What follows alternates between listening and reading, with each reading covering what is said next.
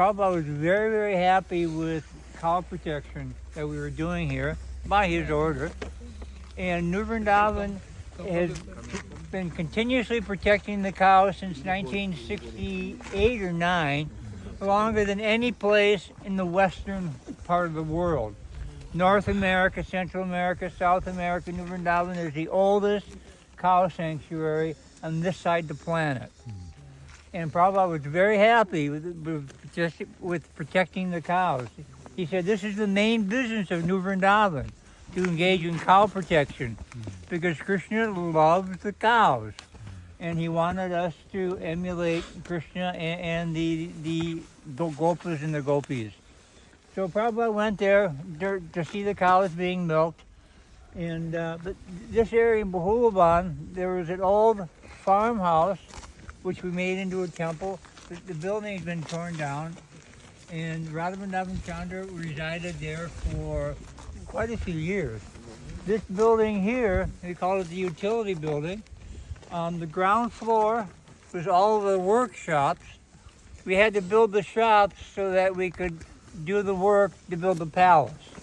The marble work, the jewelry work, the chandeliers, the metal work, so many different types of work had to be done, and it's all done in Vrindaban.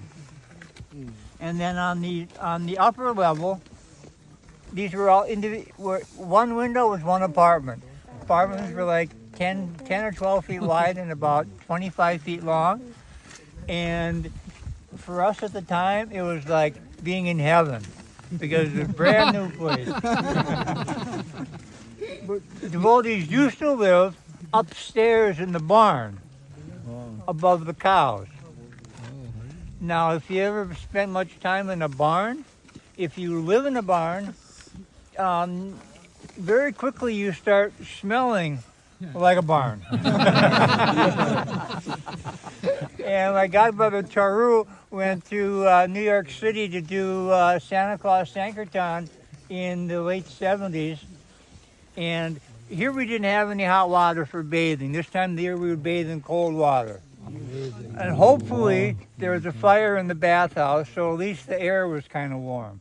And when Charu went to New York City for the Christmas marathon, Santa Claus Sankirtan, it took 2 weeks of hot showers in the morning and the evening before he stopped smelling like the cows. Because it gets in your pores.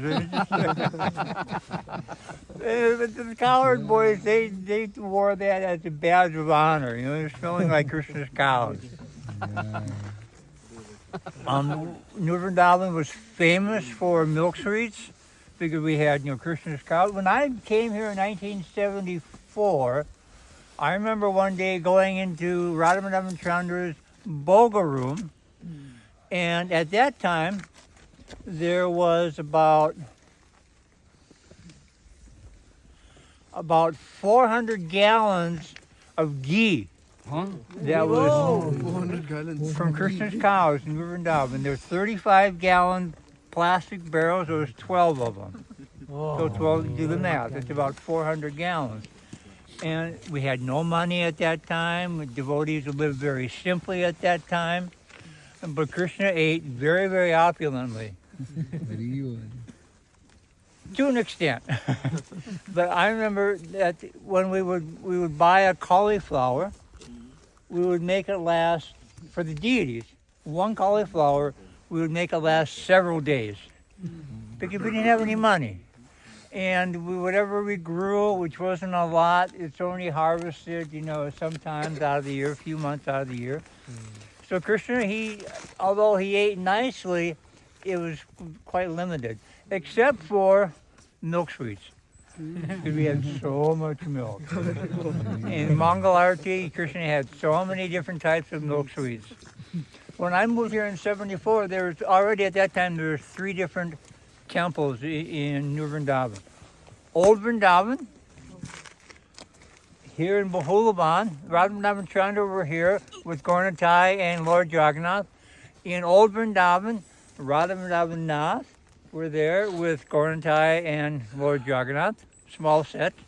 And at Madhavan, where Sankirtan's house is, where we just were, across the street, Sankirtan Prabhu pointed to a big tree. There was an old farmhouse there. Radha Madhava lived there with Gorantai and Big Lord Jagannath. And we had, when I moved here in 1974, there was about 125, 150 devotees living here at that time.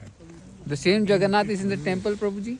Same Jagannath is in the temple now? The big Jagannath? Jagannath. And Radha Madhav is in the altar? Yeah. Radha Madhav, Radha Vrindavan Chandra.